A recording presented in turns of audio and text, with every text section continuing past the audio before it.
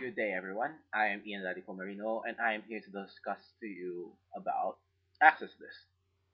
First, let's start with what is an access list.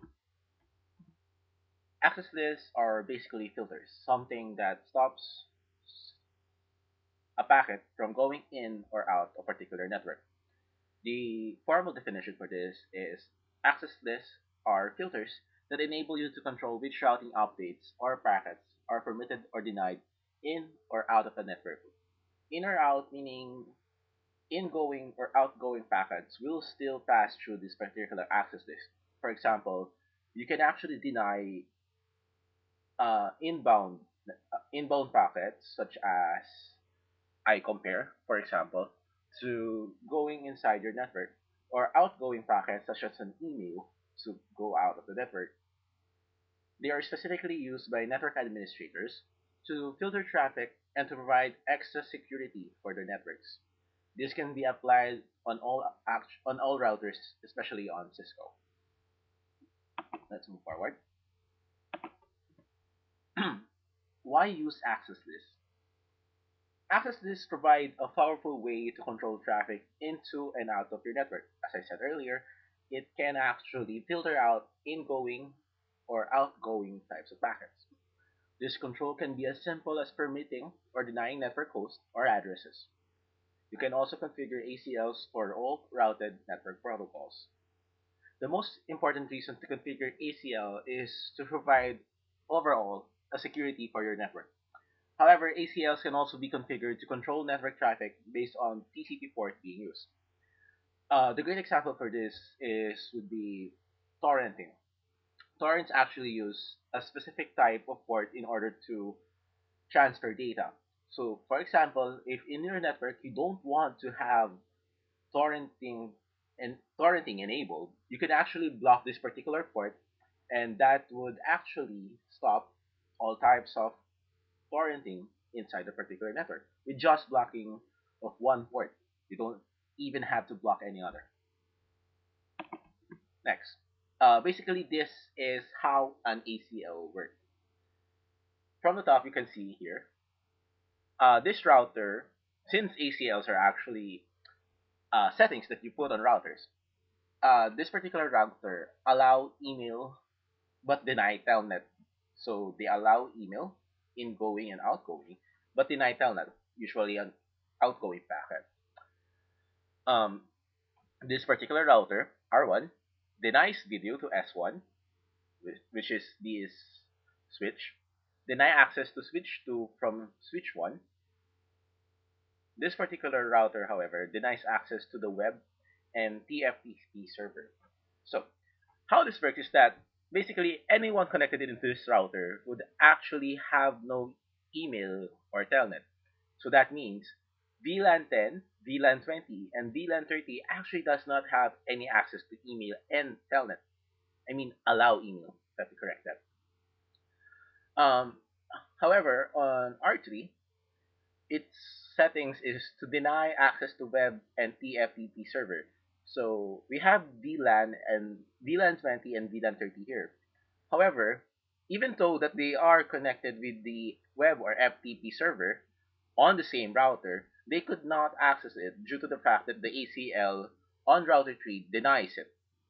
However, since router 1 is connected to the FTP server via the router 2 and router 3, you can actually access the TFTP server using VLAN 10.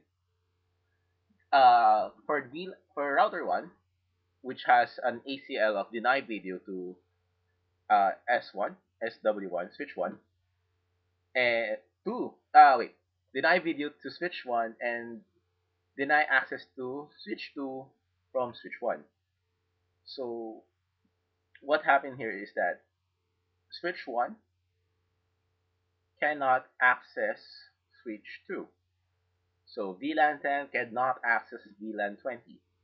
However, it could actually have an access to switch 1. Okay, let's proceed. How ACL works. A router acts as a packet filter when it forwards or denies packets according to filtering rules. As a layer 3 device, a packet filtering router uses rules to determine whether to permit or deny traffic based on the source or destination port. Oh wait, it's based on the source and destination IP addresses, source port or destination port, and the protocol of the packet. As you can remember, there are various types of data inside a packet. So from here, ACL can actually figure out whether to let this particular packet pass or not. Let's move on forward. To simplify how ACL or a router uses a packet filtering, imagine a guard stationed at the locked door. The guard's instruction is to allow only people whose names appear on a guest list. This is actually a guest list, not a quest list. To pass through the door. The guard is filtering based on the condition of having their names on the authorized list. When a packet arrives at the router extracts certain information from the packet header and makes decision according to the filter rules as to whether the packet can pass through or be dropped. Packet filtering process works at the network layer of the Open Systems Interconnection OSI model in the internet layer of TCP/IP. Uses of ACL. Basically, you use ACL to one, limit network traffic to increase network performance. So, for example, in a school where you want people to not access Facebook, you can actually use an ACL so that nobody inside this particular network would be able to use Facebook and and will not then eat the bandwidth of the particular network. ACLs provide traffic flow control by restricting the delivery of routing updates. So we all know that routers actually constantly update whenever in certain moments of time. With the use of ACL, we can actually limit this so that we would not congest the particular system. It can be used as an additional security, and that it controls which type of traffic are forwarded or blocked by the router, and the ability to control which areas a client could access. This particular example would be very good, for example, in a web development type of server.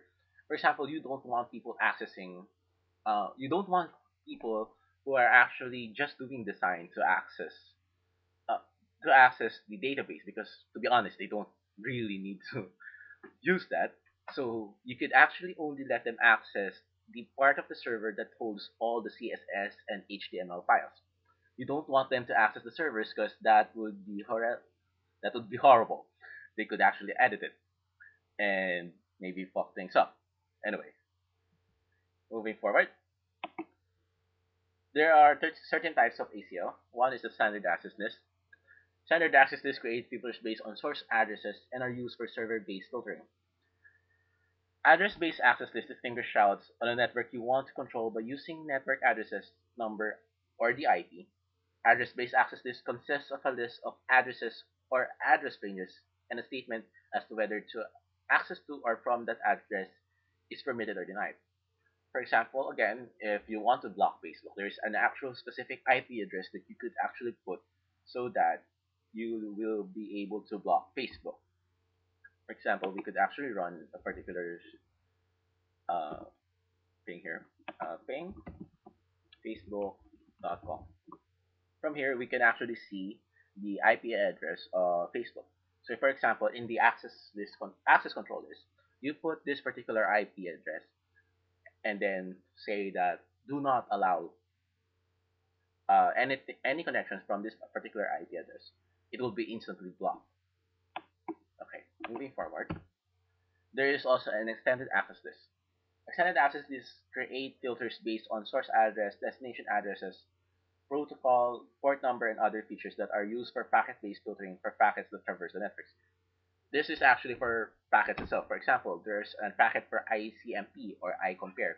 You could actually block this uh, and totally remove that.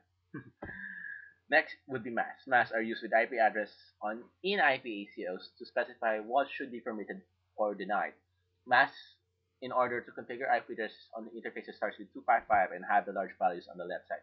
For example, IP address 172.16.2.14 with a 255.255.255.0 mask are for IP ACLs are the reverse. For example, mask 0.0.0.255. This is sometimes called an inverse mask or a wildcard mask. When the values of the mask is broken down into binary and zero ones, this will determine which addresses or bits are to be blocked or allowed to pass. Okay, and that's it. And thank you for listening.